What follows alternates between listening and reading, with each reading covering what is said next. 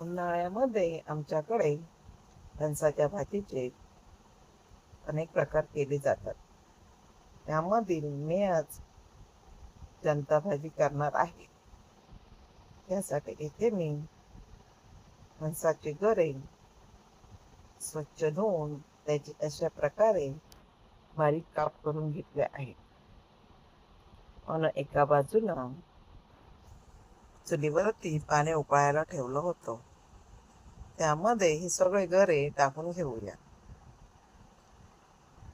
त्यामध्येच थोडीशी हळद आणि घरचा गोडा मसाला टाकून घेणार आहे. याला 2-3 मिनिटे उकळी आले की त्यामध्ये चवीपुरतं मीठ टाकून घेणार आहे. या भाजीसाठी जास्त मसाले लागत नाही. अगदी कमी मसाल्यामध्ये ही भाजी छान होते. आणि ही भाजी अर्धा तास अशी शिजू द्यावी. भाजी शिजली की त्यामध्ये थोडस तेल टाकून घेणार आहे. वरून तेल टाकल्यानं भाजीला छान चव येते.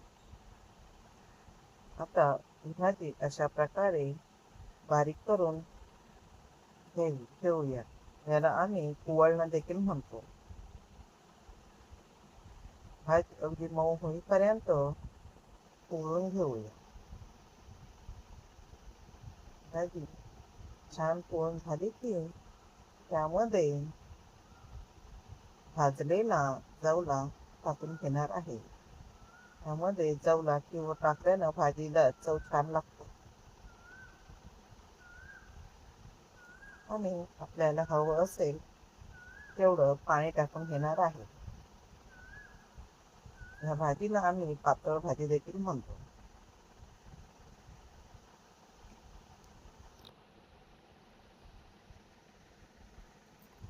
कोकणामध्ये प्रत्येकाच्या घरी केली जाते.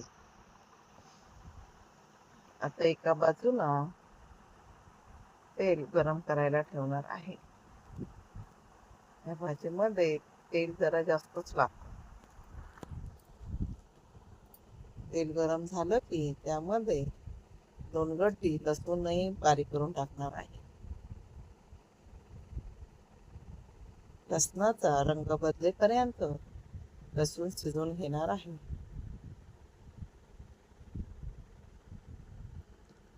लसूण शिजली की फोडणी भाजीमध्ये ओतून घेणार आहे. चरचरीत भाजीला फोडणी देऊया. झाली आपली फणसाची भाजी तयार. आणि रेसिपी आवडल्यास लाईक करा, शेअर करा आणि सबस्क्राईब करा.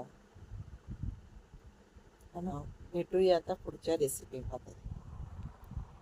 थँक्यू.